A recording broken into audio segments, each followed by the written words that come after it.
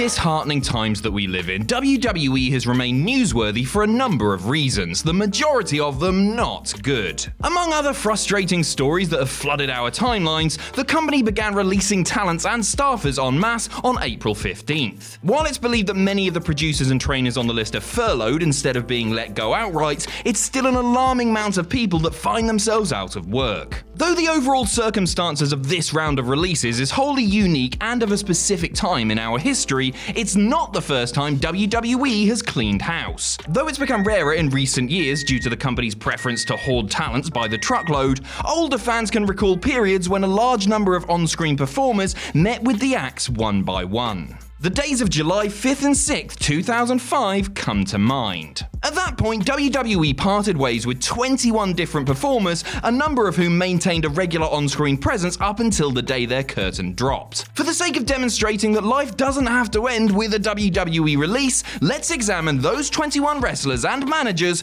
look at their immediate future, and see where they've all ended up 15 years later. Mason Ryan, Stevie Ray, Earthquake, Alundra Blaze, Norman Smiley, Zach Gowen, Bam Bam Bigelow, Ahmed Johnson, Torrey Wilson, Buff Bagwell, Robert Gibson, Dave Taylor, Terry Taylor, and Godfather's Holmes.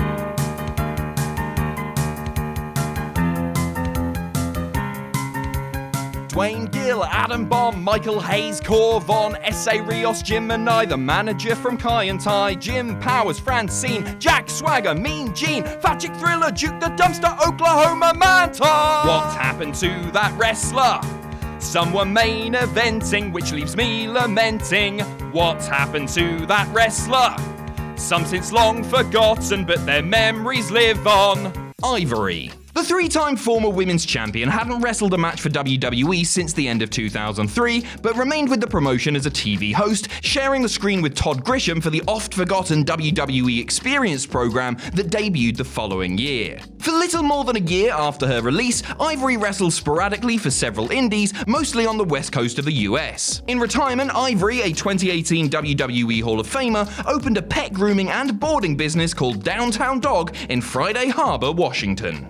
Maven. The glory days of being the star of Tough Enough had long faded, and Maven, after being part of the 2004 Survivor Series main event, went adrift after a heel turn that proved highly ineffective. Following his release, Maven actually worked a number of house shows for TNA, particularly the ones that were relatively close to his native Virginia. Maven finished up as a wrestler in 2007, aside from a handful of matches in the middle of the 2010s, and up until the autumn of 2019, worked as an account executive for the NBA's Brooklyn Nets. Matt Morgan. The mind reels at the mere thought of heavyweight-loving WWE taking a 7-foot Goliath like Morgan and saddling him with a chronic stutterer gimmick. That would be like making The Undertaker a migraine sufferer. Morgan spent the latter part of 2005 competing in New Japan, then wrestled for various other international promotions before beginning a long run with TNA in the summer of 2007. After retiring in 2019, Morgan embarked on a political career, becoming the mayor of Longwood, Florida last May.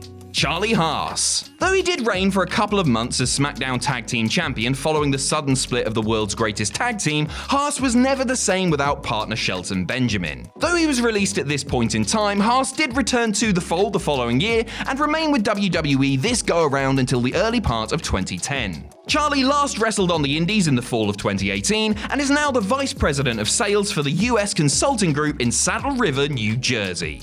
Jackie Gator.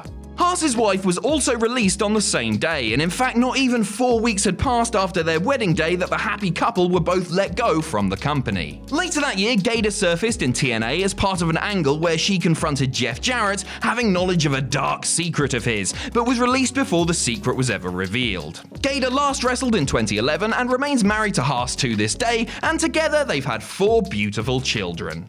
Dawn Marie. Dawn's release from WWE was highly controversial due to the fact that the former rival of Gator was several months pregnant at the time of her being let go. After her son's birth in December 2005, she filed a wrongful termination complaint against WWE, which was reportedly settled in 2007. Dawn Marie last wrestled in 2008 and has since gone into nursing. In fact, as of this video, she is helping out on the front lines of the ongoing pandemic as a nurse in her native New Jersey. Marty Jannetty. Some will remember when Jannetty and Shawn Michaels had a one-night Rockers reunion on Raw in 2005, and that Jannetty had a true gem of a match with Kurt Angle that same week on SmackDown. His performances earned him a new WWE contract, but sadly an arrest shortly thereafter prohibited him from fulfilling the terms of his deal, and Jannetty was let go as part of this wave. Jannetty hasn't wrestled since 2018, but maintains a public presence through Facebook in which he offers, shall we say, his thoughts at their most unvarnished. Mark Jindrak. Jindrak's WWE tenure was more notable than most probably realise. He was just aced out of a spot on Evolution, wrestled a tag team title match at WrestleMania 20, and later served as one of Kurt Angle's henchmen on SmackDown. After WWE, Jindrak embarked on a long international career, primarily for Mexico's CMLL promotion under the name Marco Coloni, last wrestling in March 2018. Since then, Jindrak has become the general manager for the Elephant and the Dove, an upscale Mexican restaurant in Skaneateles, New York. Shannon Moore. Once Sensei Matt Hardy moved over to Raw in 2003, there wasn't much for his follower to do on SmackDown except get bodied by larger opponents and put over others en route to his release. After a short run in TNA in early 2006, Moore was brought back to WWE to help fill out the roster for the ECW brand, lasting another 2 years with the company. Moore still wrestles the odd match in the southeastern US and operates the Tattoo Parlor Gas Chamber Eek in Southern Pines, North Carolina. Gangrel. Pro wrestling's preeminent Nosferatu actually drifted in and out of WWE somewhat under the radar in the middle part of the decade, beginning with a one-off appearance on SmackDown in September of 2004. In this instance, Gangrel signed a developmental deal in 2005, reported to Ohio Valley where he wrestled a handful of matches, and was gone within months. Since then, the 51-year-old has remained heavily active in the sport, both as a regular wrestler and as the proprietor of Gangrel's Wrestling Asylum, a combination promotion and training facility in Dania Beach, Florida.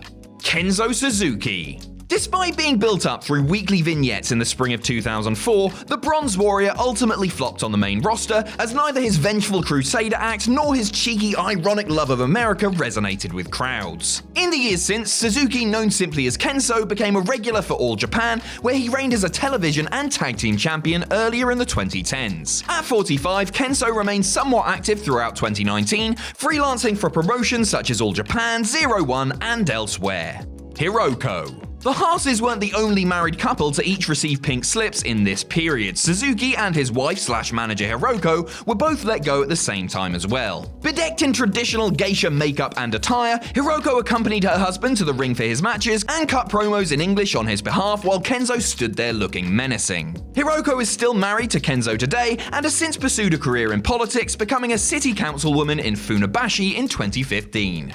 Earl Hebner. After more than 17 years as the official of record for countless world title matches, some of them more notorious than others, Hebner was fired from WWE for somewhat surprising reasons. Reportedly, the famed referee had been selling WWE merchandise without permission from a St. Louis-based store that he had a partial stake in. A year later, Hebner ended up in TNA, and as he's reached age 70, he's remained a referee for numerous promotions, including a few appearances for All Elite Wrestling over the past year.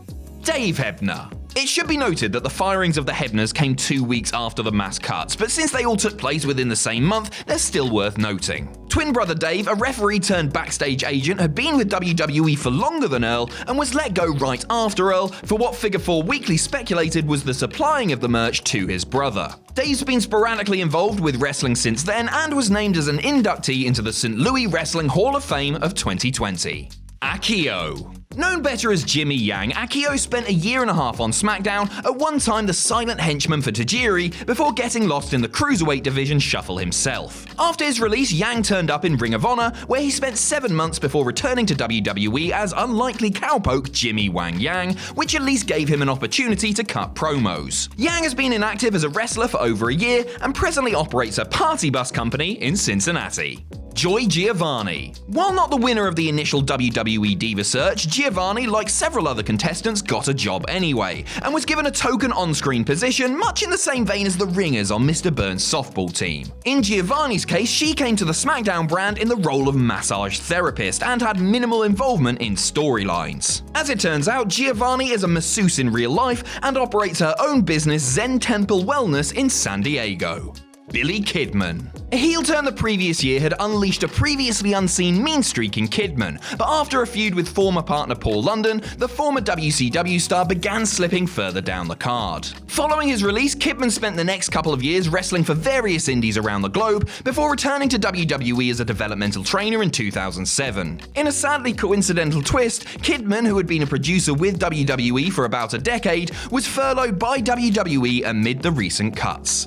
Mordecai. After an all-too-brief run on SmackDown the previous year as a zealot of purity, Mordecai and his all-white garb slunk back into Ohio Valley Wrestling, where he worked under the names Vengeance and Seven before getting released. By the summer of 2006, Kevin Furtig was back with WWE, now playing the vampiric Kevin Thorne on ECW, before exiting the company once more in 2009. Furtig took indie bookings into 2019, still using the Thorne name, and now works as a realtor in Indianapolis. Spike Dudley. After years of playing a valiant never-say-die scrapper in spite of his size, Spike turned heel in 2004, becoming an order-barking boss to half-brothers Devon and Bubba Ray. Spike was let go after that angle faded, after which he turned up in a handful of northeastern indies before joining TNA in 2006 under the name Brother Runt. The diminutive Spike faded into retirement after last wrestling in 2015 and is currently a financial transition specialist for Merrill Edge in Lincoln, Rhode Island. Devon Dudley. Both primary Dudley boys were finished with the company in the summer of 2005, but they weren't actually released with this group. Instead, both Devon and Bubba Ray were told their contracts were not going to be renewed when they lapsed in August. Devon spent close to 9 years with TNA, as well as a brief second WWE go-around, forever eager to get the tables. After wrestling his last match in 2016, Devon became a producer for WWE and is not known to have been part of the mass wave of cuts this year. Bubba Ray Dudley. As was the case with Devon, Bubba departed the company soon after the cuts were announced, finishing up after a 6-year run with WWE that took both men to new heights. Bubba remained in lockstep with Devon in that they both went to TNA to become Team 3D, but it was Bubba that got to enjoy the spoils of 2 world title reigns under the name Bully Ray. Bubba still wrestles today, most notably for Ring of Honor as Bully Ray, and co-hosts the SiriusXM radio show Busted Open.